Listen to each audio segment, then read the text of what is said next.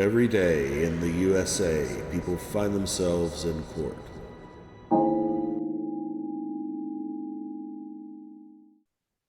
We will go on the record in the matter 25 CF 22, State of Wisconsin versus Michael Den. The state appears through Assistant District Attorney Holly Rockow in person. We have Glenn Keene, Defense Counsel, appearing by video conferencing. We have Michael Den also appearing by video in custody in Burnett County Jail. We're set here today in the matter for an initial appearance. Mr. Keene, were you able to go over the criminal complaint with Mr. Den? Yes, Your Honor. Reviewed the charges, ranges of potential penalties. Mr. Den would waive reading, plead not guilty to the misdemeanor, and ask to have an arraignment. Oh, we're also going to ask for a bond reduction motion at some point in the near future, but I have not yet filed that. Okay, sounds good. So he's entitled to a preliminary hearing. Is he asking for that within time limits? Your Honor, Mr. Den is going to waive the preliminary hearing. Oh, he wishes to waive it outright? Yes. And does he wish to do that now and then set the matter for a bond modification hearing in short course? Yes, Your Honor. Okay. So, Mr. Den, did your attorney go over with you what it is to have a preliminary hearing? And that is the hearing where the state has to prove a felony was probably committed and probably committed by you? Yes. And do you understand that by waiving your right to a preliminary hearing, you agree that at least the state can meet that burden? Yes. Do you understand at a preliminary hearing, your attorney would be able to ask questions of the state's witnesses or call witnesses to testify for you? Your attorney would be able to produce evidence on your behalf or possibly discover things about the case, which could include defenses, but you're giving up those rights today. Yes. Do you understand that if at that preliminary hearing, the state does not meet its burden as to the felonies, I could amend them to misdemeanors or I could dismiss them altogether, but you're giving up that right today? Yes. Do you understand that as a result of waiving your right to a preliminary hearing, that means that this matter will be bound over to future proceedings, which could include a trial? Yes. You understand that once you give up the right, it is forever and you cannot get it back? Yes. Has anyone made any threats or any promises to you for you to waive your right to a preliminary hearing? No. You're doing so freely and intelligently. That means you're telling me you fully understand what you're doing? Yes. And voluntarily? Yes. I will find that you are competent, you're freely, intelligently, and voluntarily waiving your right to a preliminary hearing. I find probable cause and bind the matter over. Does he wish to proceed with an arraignment, Mr. Keene? Yes, Your Honor. Understands all the charges and the maximum penalties? Yes, Your Honor. And he waives formal reading? Yes, Your Honor. Address still on County Road M? Yes. Telephone ends in 0326? No, I don't have one. Okay, now let's go ahead and look at when we can schedule a bond modification hearing. I'm going to presume you're going to get that filed in short course. Yes, Your Honor. Ms. Rockow, your week or Mr. Schmidt's week? Mr. Schmitz. Well, unfortunately, it has to fall on your week and he's going to have to That's fine. fill in because otherwise it's not going to, we won't be able to have it until probably March 27th, and that's not good. Okay. So we can set it for March 4th at 2:15, March 4th at 2:15. Does that work for your calendar, Mr. Keene? Yes, Your Honor, because I'm there anyway that afternoon. Oh, that's right. You are. So March 4th at 2:15. Okay, we'll see you then. Take care. Thank you. We will go on the record. This is Mr. Den. What are you looking for? Oh, sorry, there was just a bunch of other things. We will go on the record in the matter 25 CF 22, State of Wisconsin versus Michael Den. The state appears through District Attorney Kevin Schmidt in person. We have Glenn Keane appearing in person. Mr. Den appears by video conferencing in custody in Burnett County Jail. We're set here today for a request for a bond modification. Mr. Keane has filed a bond modification request on February 25th.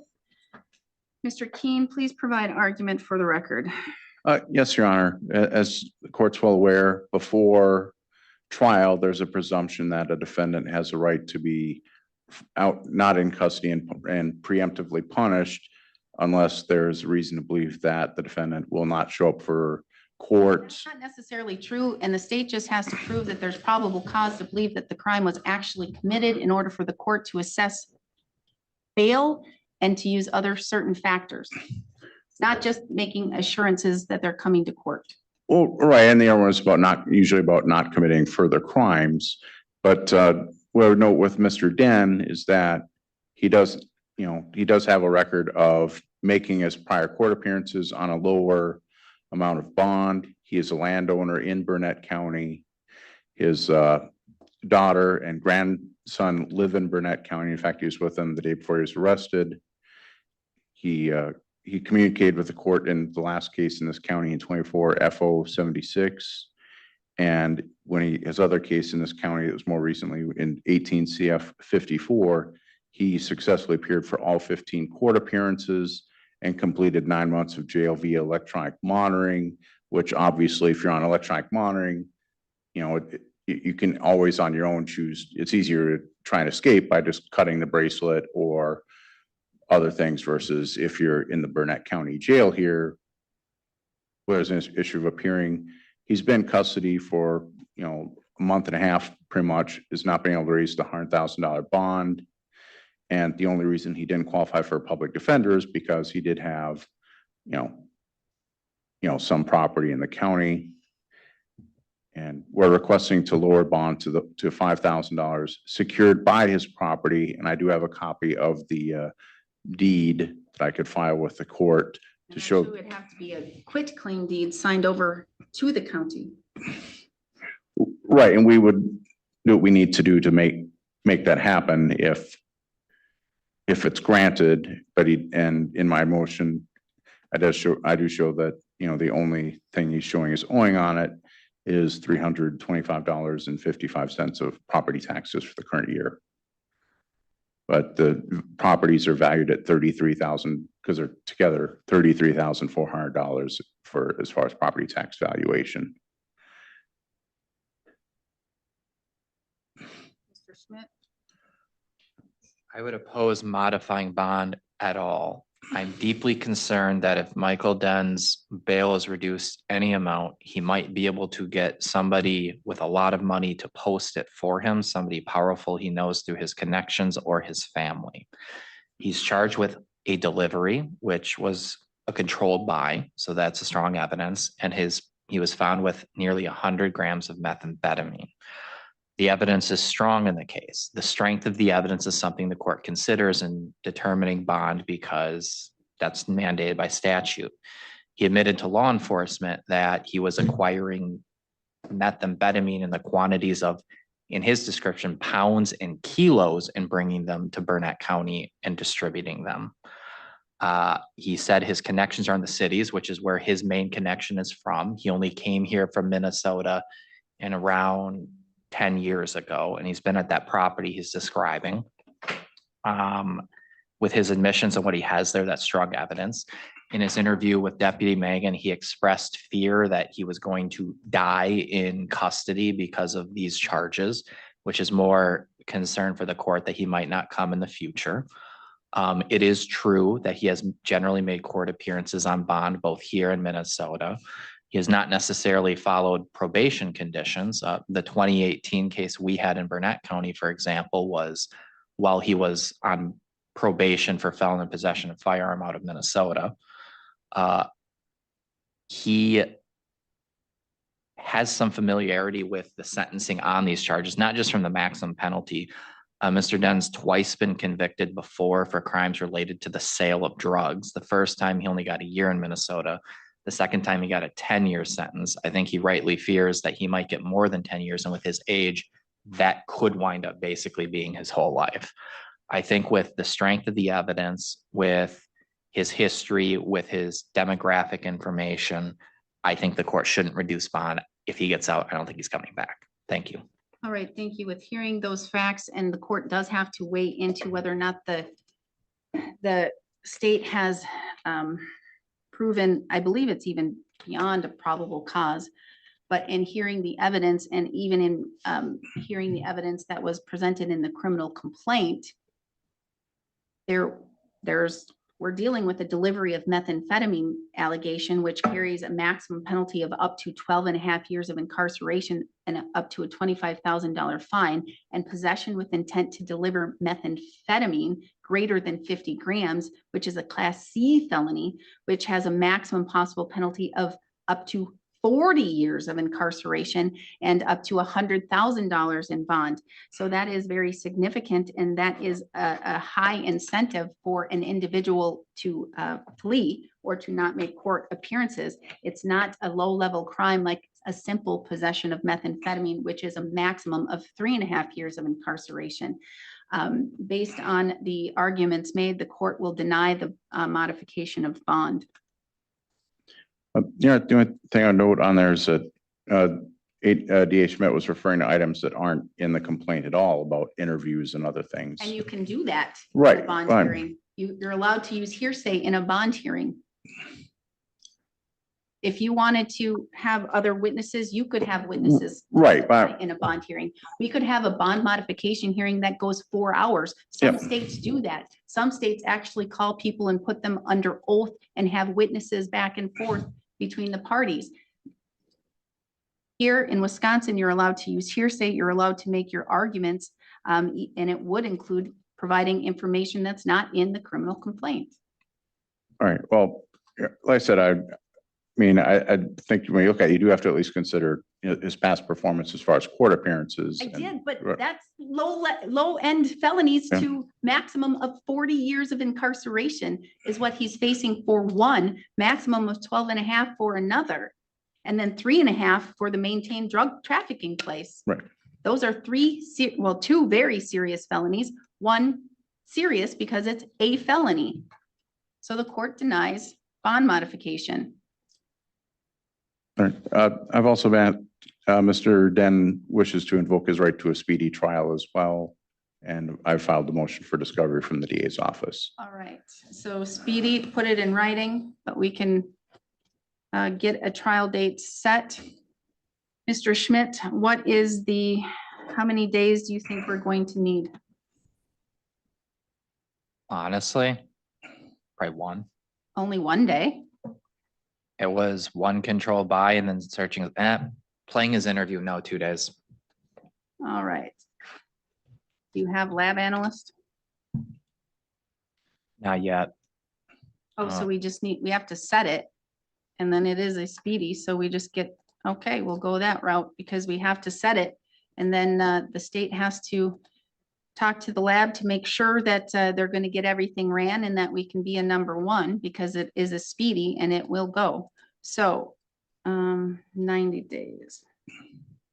It does look like they sent it to Wausau soon after they acquired it. Police, I mean. June 2nd and 3rd. It's a speedy, so no matter what you have, Mr. Keen, you must move it.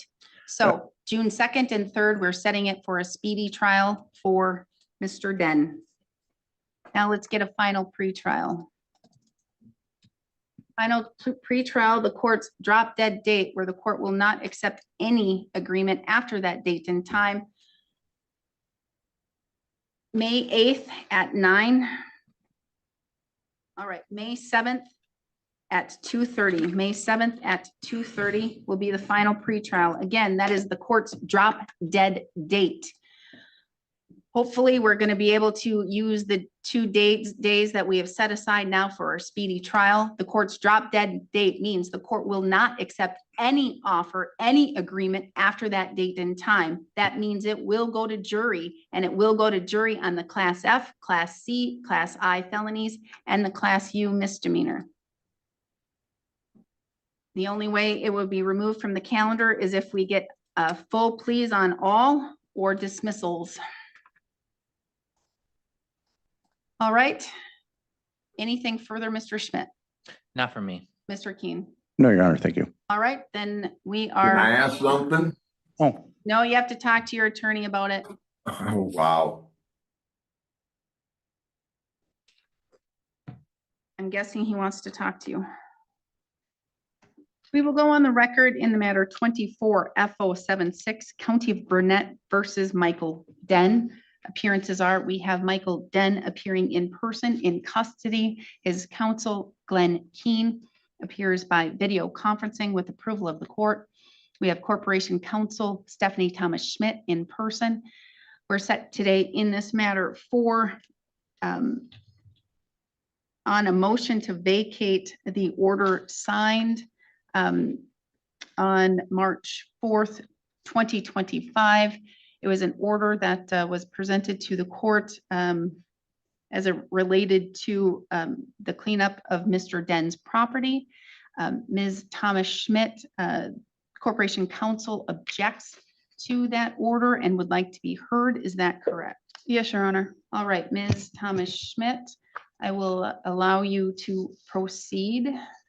I would note that subsequent to a non-party filing a request for extension and the court ordering that extension based on a frankly vague letter, I filed my objection, and then Mr. Den retained Mr. Keen, who filed an amended motion or a separate motion. So I'd be addressing both the initial letter and the request from Mr. Keen.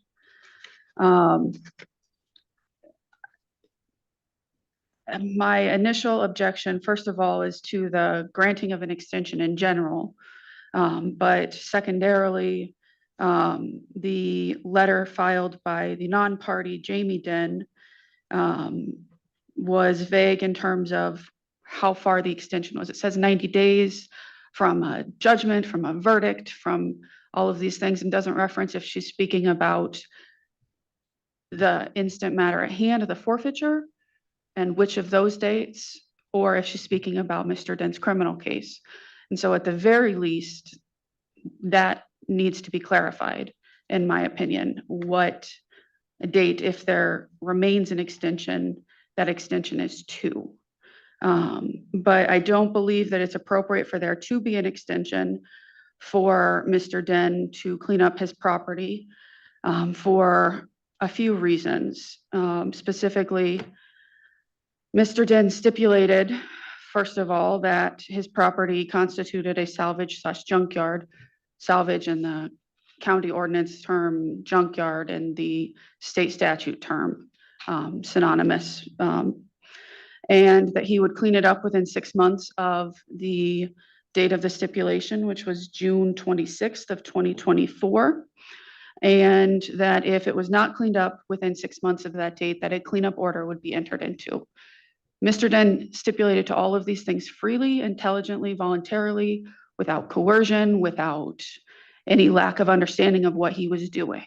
So this was an agreement that was entered into fairly, and Mr. Den was out of custody for the entire period of time of that 6-month period, and out of custody when the cleanup order was entered into. So I don't see how his current circumstance of incarceration post not living up to what he agreed to and what he stipulated that the court could order, I don't see how that should excuse or undo his lack of compliance previously. And so I would ask the order that was stipulated to remain in effect. Mr. Den, through counsel, asserts that he's made some steps and that we haven't done a on-site inspection to tell him every single piece of property, every single piece of quote salvage material that needs to be removed or remediated. But there's no requirement that we walk through the property and say, pick up this piece of material, pick up that piece of material, get a permit for this trailer, get a permit for that trailer, get rid of this, get rid of that. That's a courtesy that we offered, but Mr. Den canceled one time. We rescheduled once to allow for greater accommodation once full schedules were complied with. And Mr. Den canceled out of weather concerns a second time. Regardless, we believe Mr. Den was aware of what needed to be remediated for a number of reasons. This matter has been going on, and he's been aware of the situation since 2016. There have been a number of enforcement letters. There was even a previous citation in 2018 FO 213, whereby Mr. Den was found to have violated the salvage yard statute and had not remediated the property at that point in time. As an offer of proof, I would assert that if Mr. Town were called to testify, he would testify that he had provided Mr. Den or Jamie Den aerial photos of the property before the salvage yard conditions originated, comparison aerial photos as of 2020 indicated you need to make the property look like the 2009 aerial photos, not the 2020 aerial photos. Additionally, the remediation letters, the warning letters indicate what materials need to be removed. So I don't believe that the fact that the courtesy walkthrough we were willing to provide didn't occur should prevent the order from being remaining in effect or re-entered into effect. And that I would also assert that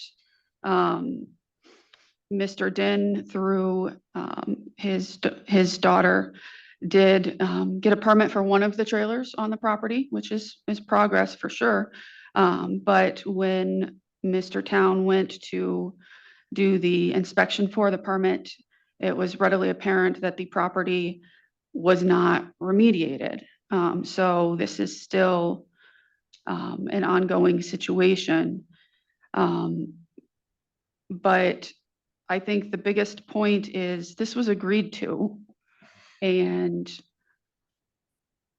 there were no impediments during the agreed upon period, and agreements need to be honored, need to be followed, and need to carry weight.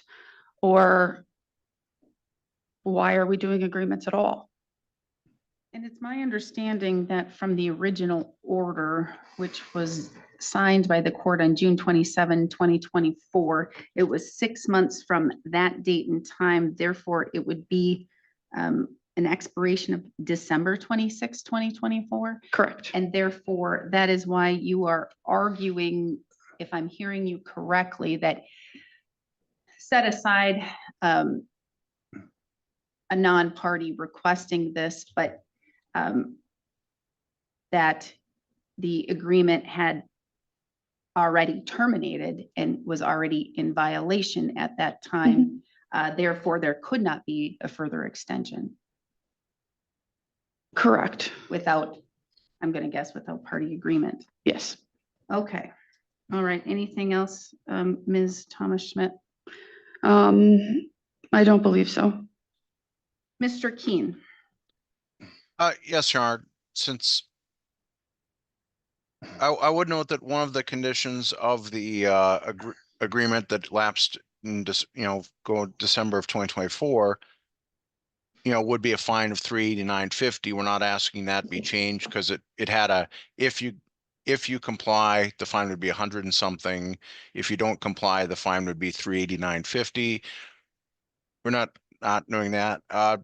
Second, some of the things that Mr. Den mentioned to me when asked me to represent him on this is that, some of the, concerns that were of danger potential danger to the environment, like batteries and other things, have been cleared.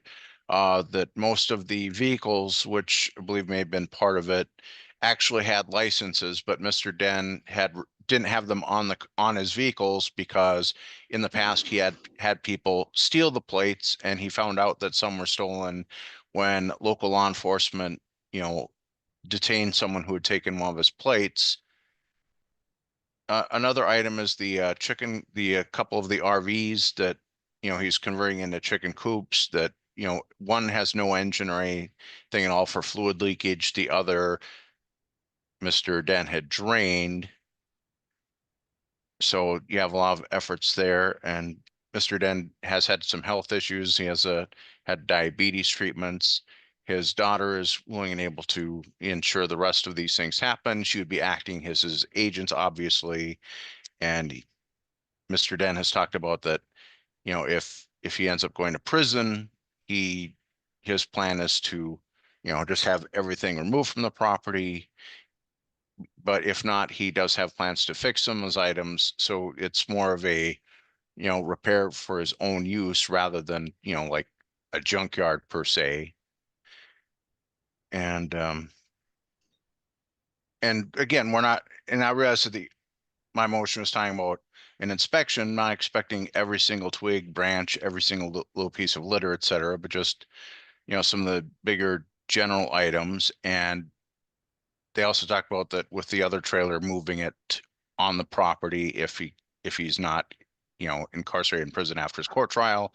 And I think the defense motion, not the defense, but the respondent motion we filed, does address Corporation Counsel's biggest concern, is that there was, as she saw, some vagueness, because obviously if something happened, Mr. Den's trial were postponed or something, for some reason, that would, having it just at the trial would make it vaguer and non-set deadline. The motion I filed to a proposed modification of the order I filed does set a firm deadline that's, 90 days after the trial would be scheduled to conclude. And that does allow for Mr. Den, if he's incarcerated, to have made the arrangements with his daughter. And he does have someone who would be willing to remove those items off of the property if he is not able to fix them on his own, because if he ends up incarcerated for a substantial period of time. And also the, now that, summer's coming, it'll be easier to move heavier items because, things are not as wet. Ground is not going to be as wet most of the time. And Mr. Den was trying to show some progress and show that the, environmental concerns had been remediated anyway. So what I would ask the court to, is show good faith, because Mr. Den has improved conditions, to allow him until the 90 days after September 2nd, till September 2nd, which was around 90 days after the prospective jury verdict in his criminal case, to make those arrangements, because obviously his daughter would, want some time to make the arrangements, and Mr. Den has items that have been fixed. And I believe he's taking care of the items that would make it an immediate danger to health and safety. And this does allow the property, him time to ensure the property is cleaned up, whether he is incarcerated after his trial or not, without endangering the water and soil quality of Burnett County to a meaningful degree. So it asks the court to allow, do the modified order that we suggested to balance the needs for, Mr. Den's, health and other issues that slowed cleanup. And obviously now he's not in a position where he can finish the cleanup, while protecting the county's rights and interests in ensuring that the soil and waters in Burnett County, and to avoid blight. So I don't, their time out since 2016, I don't think going to September would be the huge, a huge imposition on the county compared to what would be on Mr. Den and his property if him and his daughter are not allowed to, she wouldn't be allowed to work as his agent to finish cleanup, and Mr. Den's cleanup plans are going to be greatly affected by whether he is incarcerated for a substantial amount of time or whether he is not incarcerated for a substantial amount of time. Thank you. Thank you. Mr. Keen, why didn't Mr. Den ask for an extension prior to the agreement terminating? To be honest with you, I didn't get into that with him. I imagine, I know that he has had health problems in the time I've known him because he's had treatments in the jail, you know, looking at his house and other things. And with weather, he may have been, you know, trying to get another visit because there were a couple cancellations, not blaming the county. It's just, you know, things happen. So, you know, I think the bigger focus is, you know, what does Mr. Den have a plan to resolve the problems? Is there, I mean, I recognize the county's position that this is, according to them, an issue since 2016. I haven't seen all the background issues, but you know, there's a plan. His daughter is actively involved in helping him because she submitted, you know, several letters to the court. So he does have a plan to clean things. He has made progress on the items that would most likely be considered dangerous to the water. And you know, I can't answer for, you know, Mr. Den in December, but I know that he had illnesses and he had suffered from COVID. I'm not sure if it'd be long COVID or whatever in the past couple of years as well.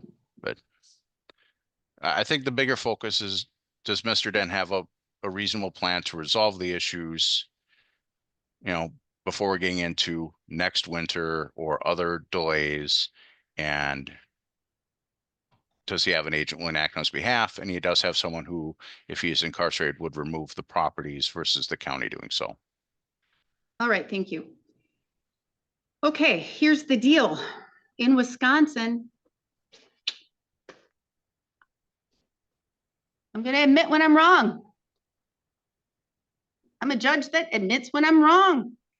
In Wisconsin, a judge cannot extend a stipulated deadline without the agreement of both parties unless I find good cause. And if good cause exists, and that is only in unforeseen circumstances. And I don't find good cause because Mr. Den, even if he was going through all of those things, had enough time in July, August, September, October, November, December to ask for an extension. In Wisconsin, both parties in a stipulated agreement must agree. The court granted the initial extension due to the fact that Mr. Den was incarcerated and became incarcerated on January 27, 2025 due to the allegations in the criminal complaint.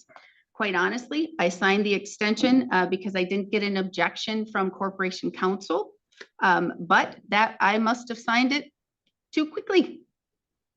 And then Corporation Counsel objected. Therefore, I set the hearing. So I have to undo what I did. So the court is going to void and vacate that order. The original stipulation stands unless the parties can reach a different agreement, and that means the parties have to reach an agreement. The stipulation and order stands. So it means that the sanctions or if there's violations, then it must follow what the order states. It is what it is. Order vacated. The order of June 27, 2024 stands unless parties can reach a different agreement. Mr. Keen, you are free to speak with Corporation Counsel and Jason Town from Land Services to see if something else can be reached. But other than that, that's where we are. Do you need me to file a proposed order vacating the March, 4th order? Yes, please. I will do so this afternoon. All right, thank you. May I say something, Your Honor, that you asked my attorney that he didn't know? Me and Jason I thought it was cleaned up except for the permits. Then all of a sudden the fine came, it was double. I called Jason right away. And he said, well, no, it's not. We haven't done an inspection. We set up. So he said, we can't do anything now. This is in January because of all the snow. He said, as soon as the weather breaks, I'll come out. We did set up 3 appointments. One I canceled because he set it up and didn't check with me on the date. And then I called him when I got the letter. I said, I can't make it then. Then the next one, he rescheduled. And that time it was snowing or raining or way too wet. I said, you're more than welcome to come out, but we, due to the weather once again. And he said, no, we can just reschedule it. Okay. Then that was before January 28th. That's when I thought it had to be done because that's when the payment had to be paid, the $160 some or whatever. Okay. Then all of a sudden it's 300. I called him immediately. He said, well, we can't do anything at this moment. We'll set up a meeting and come out. He's not here to verify this, but that is my word to you, telling you what was going on. I thought it was cleaned up except for the permits. Everything that toxic oil, batteries, all that stuff has been cleaned up. The cleanup, we would have pictures now. I have pictures before we started cleaning up and pictures now. I don't know if we have them. Here's the deal, Mr. Den. I don't know if it's cleaned up or not. I don't know if it's to the satisfaction of Burnett County or not. It is what it is. All I know is that the order stands and that there needs to be an inspection. If Right. Jason Town wants to go out there and inspect it, he finds it to be appropriate, then you've complied with the order. If you haven't, then you haven't complied. You had until December 26, 2024, 6 months from June 26, 2024. And if the inspection, you were discussing having the inspection in January, that was already past the deadline. We made appointments and they got canceled. When I thought it was taken care of. When I seen the fine was doubled, that's when I called and asked him. I said, what's up? He says, well, I haven't been out to inspect it, so it's not done. I said, well, when can you do this? So we paid the fine rather than waiving that. We paid the fine and we've been unable to because of my situation, and my daughter is in charge of the property, which they're saying she's not, but I can hire anybody. So that person could come in and write a letter or schedule a court, correct? So if she's hired to do it, she has authority. No, you can't. She's not your attorney. Only your attorney can file a letter and request something on your behalf Okay. or yourself. Otherwise, Okay. she's practicing law without a license. Not law, but to clean it up, to She can to clean work it with, up. to Yeah. work with Jason on it. Yeah. She Uh, can And go she clean it has up. been talking with Jason. We do got a permit. So, Mr. Town, it's in your hands to inspect if it reaches satisfaction to Burnett County Land Services. Then he's complied with it. If he hasn't, then he hasn't. He had until December 26th. Unless the yeah. parties can reach a different agreement, that is what it is. Yeah, I was gonna say, would I be able to ask to have the order stayed for, 10 business days to allow some time for A, an inspection, and B, see if this, No, okay, no. Stay to vacate the order that's yeah, non-enforceable? No. okay. No, so please prepare that order to vacate the unenforceable order, and this order stands. If you can reach a different agreement with Corporation Counsel, Mr. Keen, so be it. So we have to contact Jason. He's right there. Yeah, Well, I've never Yeah. met him. Sorry, I didn't know Oh. that. I think it would be more appropriate for Mr. Keen to contact myself since Yes. represented parties. Yes, so Yeah. Mr. Keen, contact Ms. Thomas Schmidt and see if you can get the matter resolved. Right. Okay, All right, thank you, Your Honor. All right, thank you. We are adjourned.